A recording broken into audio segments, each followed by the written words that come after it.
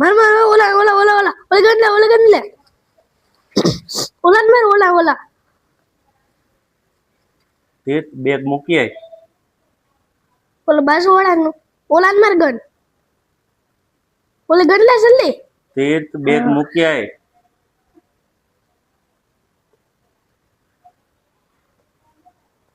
તીર્થ તને કહું છું સંભળાય છે? જલ્દી ગન લે ઓલી. હા તારા પપ્પા 3 વાર કીધું તને. માર માર જલ્દી ઓલા માર માર. એને ક્યાં કાંઈ સંભળાય છે? હાથે કરીને આપણે ટેવ પાડી છે બધી. તો શું કરું? શું શું કરે?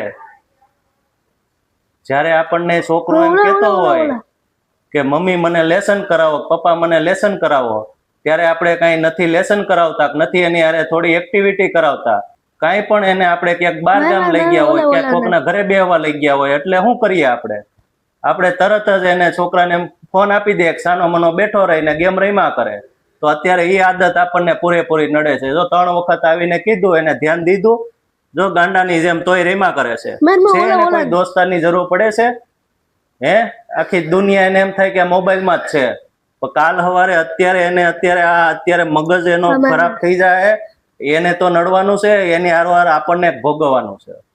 આ એક જાતનું એવું વ્યસન થઈ ગયું છે ને, આપણે જ આપણા છોકરાને હાથે કરીને બગાડીએ છીએ, હાથે કરીને આ મોબાઈલના વ્યસન કરાવીએ છીએ. શું કામ કરાવીએ છીએ? કે આપણે એની પાસે 5 મિનિટ કે 10 મિનિટ કે અડધી કલાક કોઈ એક્ટિવિટી કરાવવાનો ટાઈમ નથી હોતો, નથી હોમવર્ક કરાવવાનો ટાઈમ હોતો. બસ ક્યાંક બેઠવા ગયા હોય કે ઘરે બેઠા હોય તો એ તોફાન ન કરે, એ બહાને આપણે એને ફોન આપી દઈએ છીએ અને ગેમ રમ્યા કરે છે.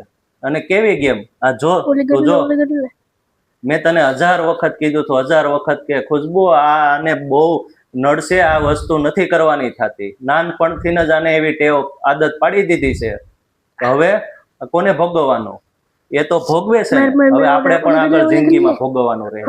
હવે સમજદાર થઈ ગયો છે. હવે કદાચ એને હાથમાંથી ફોન લઈ લઉં ને, જોટું ને ફોન, તો એના મગજમાં એવી તુરી સડી જાય ને, એટલું ઓલો ક્રોધિત થઈ જાય ને, ન કરવાનું એ કરવા મળશે.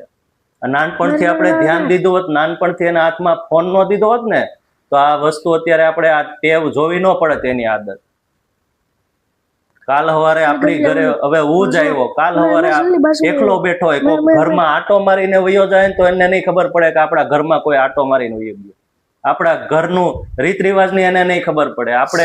આપણે વ્યવહારિક વાતો કરતા હશો ને તો એને નહીં ખબર પડે. આપણે વ્યવહારિક સગા સંબંધી આપણા કોણ થાય ને એને નહીં ખબર પડે. આટલો બધો મગજ એનો આખો ઘૂસવાઈ ગયો છે ફોનમાં.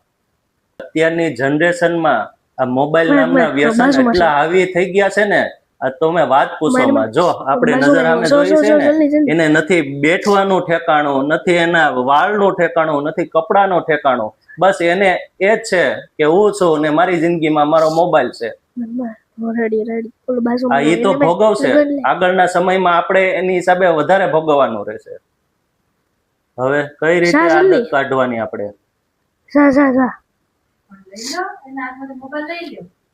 જોવું તારે આગળ ફોન લઉં તો એ શું હાલત થાય જોવું છે? લાય ફોન લાય.